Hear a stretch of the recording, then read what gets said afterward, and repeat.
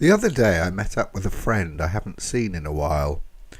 Over coffee I discovered that this person, whom I had known since secondary school, had suddenly been gripped with religion. To make matters worse, his road to Damascus was via YouTube's Christopher Hitchens back catalogue, Steve Shives, who apparently hasn't blocked him, and his current squeeze having a thing for Professor Dawkins. As an aside, one of the reasons I love my missus is that whenever she sees Dawkins' book The God Delusion in a bookshop, on principle she always moves it out of the science section and either to philosophy and religion or fantasy, depending on which is closer. Whether it was simply a biological reaction to the caffeine or the zeal of the newly converted, but the more coffee we drank, the more my friend grew animated on the subject of atheism.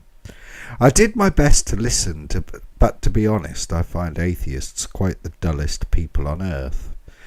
I kept trying to change the subject. Was he still in touch with his children? Is his mother still living in Spain? Had he seen Graham lately?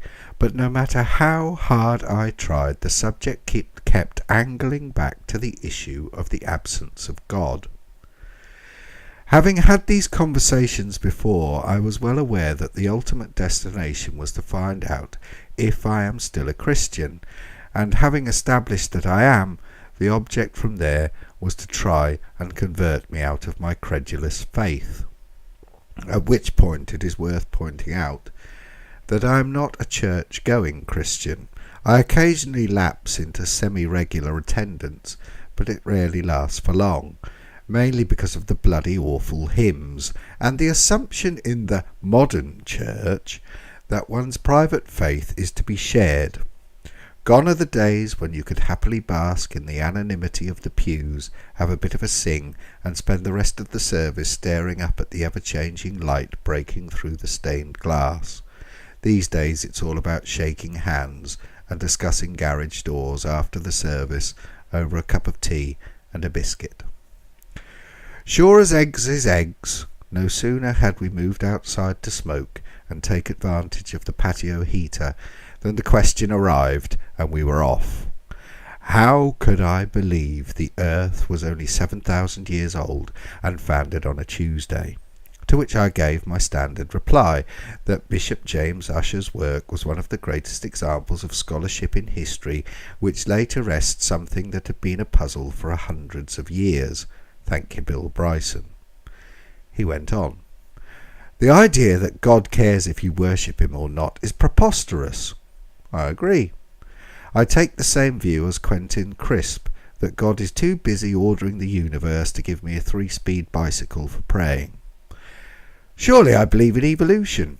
Of course I do, I replied, or I wouldn't be talking to you now when you've clearly lost your marbles, in large part due to getting your jollies with a woman barely old enough to be legal. This rather stumped him. Obviously, he is a follower of Dawkins after all. It's a subtle point, to which I'm indebted to Stephen Jay Gould. He sipped his latte, lit a cigarette, rather a good sign that. Although he was displaying all the signs of the male menopause, he was yet to give up smoking and buy a motorbike.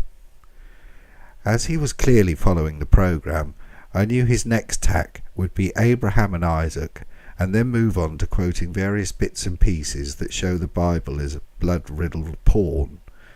And depending on how far he had studied Christopher Hitchens' archive, he might then get into the subject that there not being 10 commandments, but several hundred, and that the 10 commandments were not the 10 commandments, or not where they are supposed to be in the Bible, and therefore not the 10 commandments, if you follow my drift. And it doesn't matter if you don't, because the whole matter is tedious and not worth exploring unless you catch a dose of atheism. Or failing that, and this is the route my friend took, did I know Jesus wasn't white? This is an absurd question, made all the more absurd because Christians don't, as far as I'm aware, and if they do they should stop it, claim to be descendants of anyone in the Bible.